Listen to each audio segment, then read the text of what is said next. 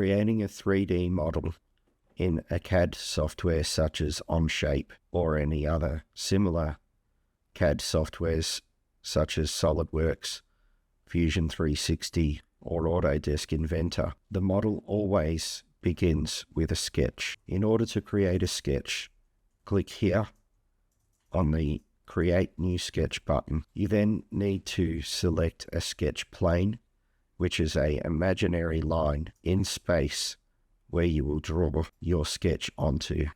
You can put your mouse onto the top plane, and when it turns orange, you can click it. You'll see now that a box for Sketch 1 has appeared. You now have access to all of the sketch tools along the top ribbon here. To begin with, we'll select a rectangle. When I hover my mouse near that dot in the middle of the screen, the dot turns from black to orange.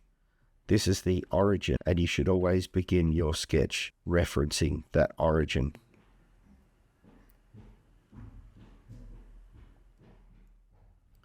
Click once to start drawing the rectangle and click twice to finish the rectangle. You have now created your first sketch. Now that that sketch is complete, you can click the tick here, and that sketch will close.